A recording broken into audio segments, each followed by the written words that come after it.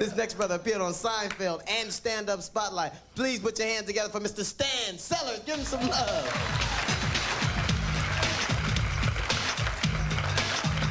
Yeah.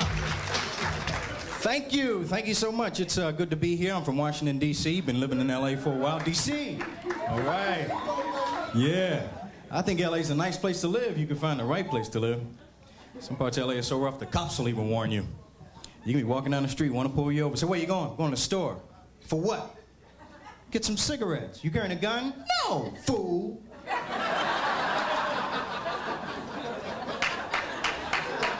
tell you, crime getting so bad in L.A., I'm thinking about moving to New York. Yeah, at least in New York, you know it's there. In Los Angeles, you get fooled by the palm trees and the ocean. You stand there watching the waves come in, meanwhile your car is going out. It's a bilingual city. You speak English, good and old Spanish. I'm taking Spanish lessons. Because I found out that speaking English slower does not sound like Spanish. You just sound like you got a medical problem, okay? Because what cracks me up is sometimes we think if we slow down and throw in some lip movements and body movements, maybe they'll understand. Now, you just come off looking like this. Where is Disneyland?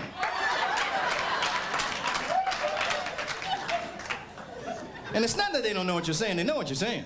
They just want to see how far you'll go. Oh, wait, maybe he'll dance or something. Hold on. Gotta have a car to live in Los Angeles. First car I ever owned was a '69 Toyota Corolla. Yeah, which was real strange, because they didn't start making them until '73.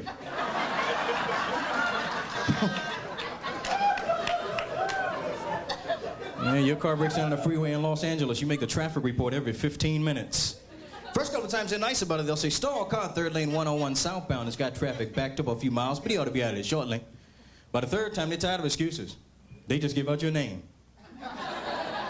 Third lane 101 southbound is Stan Sellers and that raggedy-ass piece of junk he's driving. If it's made you late for work, Stan lives at 6943 Colfax Avenue. Feel free to stop by and kick the daylights out of him. Get tired of driving old cars. But it's been a weird year to live in L.A., though. We started the year with floods, went from the floods to the riot. After the riot, we had an earthquake. I've been talking about malathion. I think the locusts are coming next. When the riot first started, my mother, who lives in Washington, D.C., she called me on the phone and told me to come home. The world is coming to an end. And I said, what makes you think D.C.'s not included? I think they'd be the first to go. My grandmother called me, told me the L.A. riot was in the Bible. Of course, she says that about everything. I said, the police didn't show up. Is that in the Bible, too? She said, Christ was crucified, wasn't he? I said, yeah. She said, waiting on LAPD.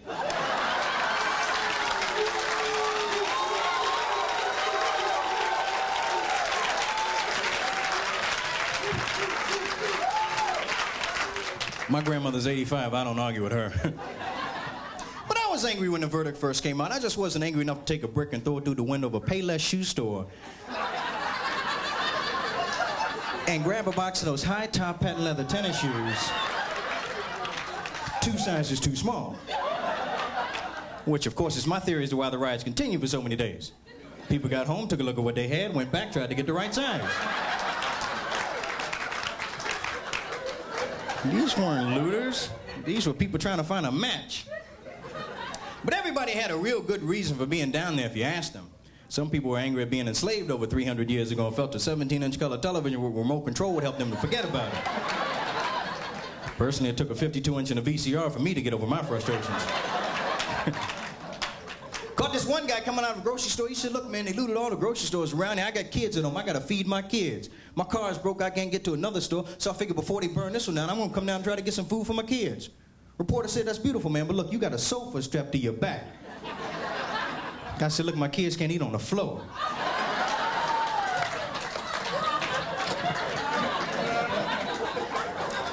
But personally, I think it's nice to have a riot every now and then, because for about a week, I had no problems merging on the freeway. You too, huh? Well, we did have this one ugly incident at the grocery store, just to show you how people's guilt can get out of hand, when this Caucasian gentleman insisted that I go in front of him. Of course, I insisted that the Korean gentleman go in front of me. Who was from North Korea who insisted that the South Korean go in front of him. And This went on and on and on till the Native American person got up to the front of the line, and while this was going on, my ice cream melted, the store closed, we got mad, and we looted the place.